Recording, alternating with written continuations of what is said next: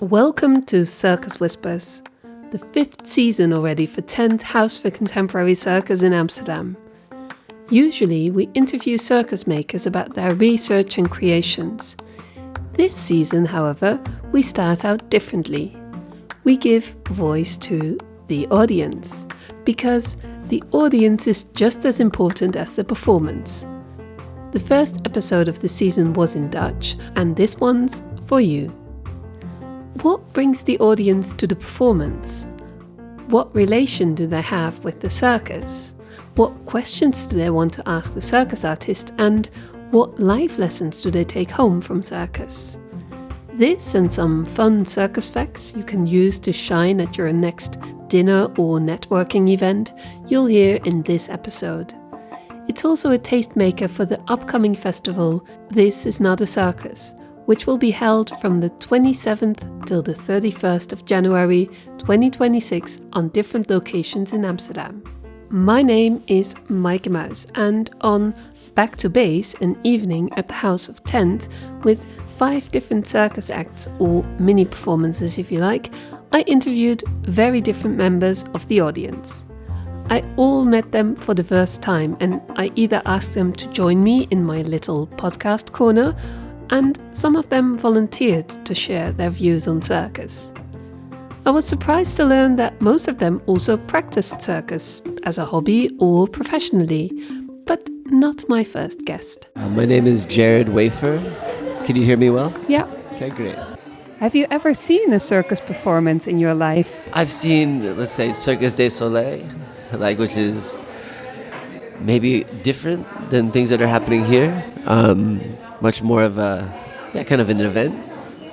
And then all the depictions of circus in media as well. So you have an idea what you think it would be, but the performances I've seen through photos here seem very radically different, very artistic about people expressing themselves in different ways. I spoke to Jared before he saw the show, which is indeed quite something different than a Cirque du Soleil show. But even so, he had a question for circus artists. Yeah, my big question, even seeing how some people perform is, I see certain things of traveling people who pick up something that gives them joy in developing it into a sort of performance for people, maybe at a festival or something. But how that got connected with studying for circus or the performances, I'm kind of interested in the path. Yeah, how do you get to the circus path? Right. What led you to the circus path? Yeah, were people already performers in another context, or... And how do you become a circus artist nowadays? Back in the days, you were born in the circus or ran with the circus and learned it along the way. But the first professional circus school in France, the Knek, was founded in 1985. In the Netherlands, it has a much more recent history. The first circus academy, Godard's Circus Arts, was founded in 2006 in Rotterdam. And the second one, Fontes Academy for Circus and Performance in Tilburg, was founded in 2007. But did you know that you can also practice circus as a hobby? Like these 3 friends, Elena, Margarita and Karina. They met during their silk classes. Why did you start the silk class? Because I like to explore my body possibilities, and it felt like a nice, fun way to explore a different thing. I've been dancing for quite a while, and it felt that it would challenge me in this strength way, so that's why I chased for it in the first time. But now I saw that it is much more than this, than only strength. And circus brought you together. This is why I choose circus instead of yoga, I think. Yes. Because community, you can go to watch shows and you can talk and try to just get better together and improve, and it's really nice. And Margarita, if you have to sum up some words to describe the feelings that you had while watching tonight. Surprise, I would say.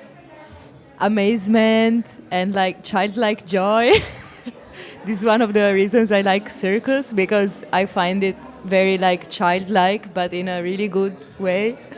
It sparks this curiosity And that was also the case tonight for sure. And I think this is it for me, yeah. Are there some words you would like to add? It's a tough question. I think it's also for me this childish joy, I guess, the joy of an inner child, I suppose. Also seeing how strong everyone is and like also feeling strong, being part of it somehow also. So yeah, this kind of things, I guess. Yeah, and feeling strong. How does it feel when you are in the silks yourself? To see my body being able to do these cool tricks and everything, and just being able to, be up there on the silk, on the apparatus, and also being able to perform in front of people, I guess, or I didn't perform, but I see other people training by my side and seeing me doing things, not being, scared, embarrassed, and everything, being able to be emotionally and mentally strong, I guess. Being emotionally and mentally strong made me think of the ancient circus discipline of hair hanging. It has a history with roots in China and India and was almost forgotten, but lately it's seen more and more on circus stages. It's a technique that seems to defy gravity. It's so gracious, but at the same time, sometimes hard to watch because what about the pain? Well, hair hanging is a discipline that really evolves around focus, endurance, concentration, and trust. The hair is carefully braided and anchored, and what hair hangers often say is that they didn't know they were so strong. You can see it live on stage during This Is Not a Circus with the performance Mystica. Mystica brings hair hanging and choral music together in a sensory ritual. Floating bodies and polyphonic voices meet and reminding us that strength can be spiritual, collective, and deeply human. Back to the audience at Back to Base. Hi Maaike, I'm Dillian. Dillian had this craving to learn a handstand, so he signed up for a course, and after a couple of weeks he could stand on his hands. Every time you see that you're much more capable than what you thought you are. The limitation is always just in our head. In that moment, I feel that I'm completely focused on the present. It's the only time in my life where I felt so connected with the reality of the present. Can you stand on your hands? I can't. But if you can, do you like it? Did you know that the longest officially registered time someone could stand in a hand balance is 59 minutes and 6 seconds. This record is held by Stephanie Milliner. But there were more hand balancers in the audience. My name is Rafael. I am 22 years old. I come from Portugal. I'm currently living in Rotterdam.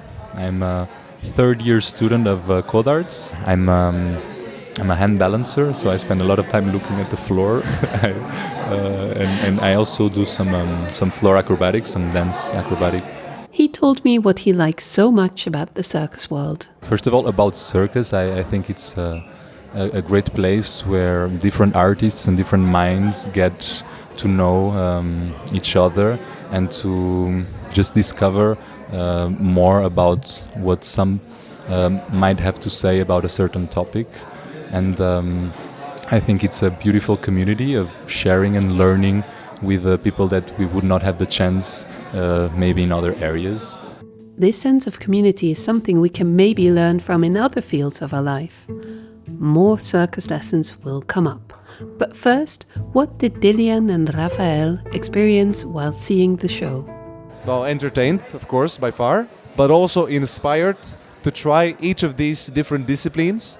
And the circus company where I'm doing the course, there is also each one. There's the kegels, there's the balls, there's ropes, there's a ring, there's everything. I would like to try to see which one I connect the most with. And I see myself doing a show like this maybe in a few years.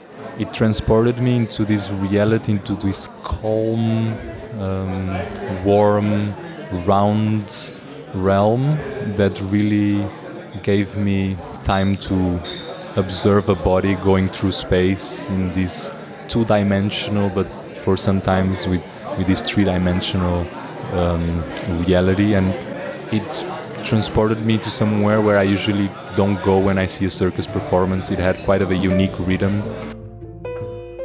A show I'm really curious about is the show of No-Landers.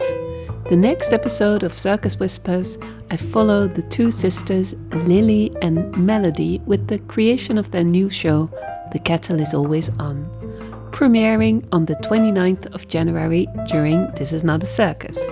Coincidentally, also a show with lots of hand balancing. Back to the circus life lessons I promised you, before we conclude with questions the audience had for the circus makers. I think the biggest lesson that I've learned from circus and arts in general is to be resilient and to always be curious and to know how to learn and to dare to be bad at things. So it's only like the growth takes a lot of time, and in order for you to learn something you need to like do many bad things and bad tricks before you get there. So to enjoy the process, I would say. I see you nodding. Yeah, I just totally agree with the not being afraid to be awkward and bad at things, and like the growth and the performances, the artistry. It doesn't have to be nice and polished and pretty all the time, and it like should get its space to be weird and like bad, I guess, make mistakes. It's also good. It's part of the experience, I guess. Yeah, and it sort of brings me to the extra importance of this, in definitely. This day and time where most things like online go about the pretty perfect, right? Yeah, definitely. And also for us as women, for me personally, like you have to maintain this kind of appearance in a daily life, right? And then you get to go to your silks practice and be goofy and like awkward again, like make mistakes there, but also get to feel strong and creative. There is a lot of things that circus brings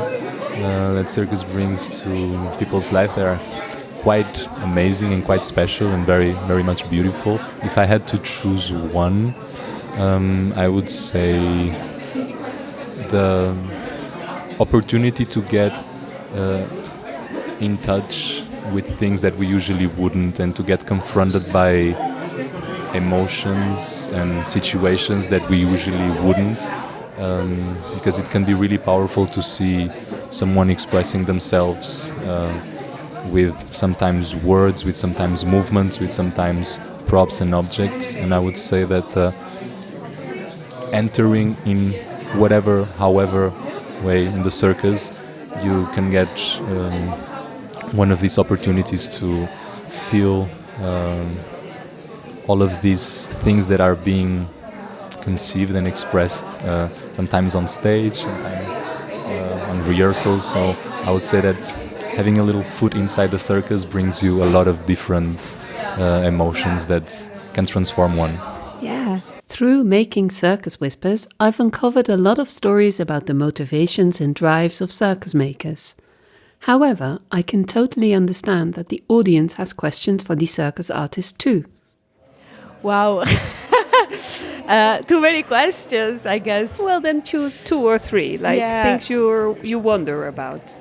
Well, I would definitely be curious, how they manage to pull off these crazy physical feats, but meanwhile also do it in a way that is expressive and creative.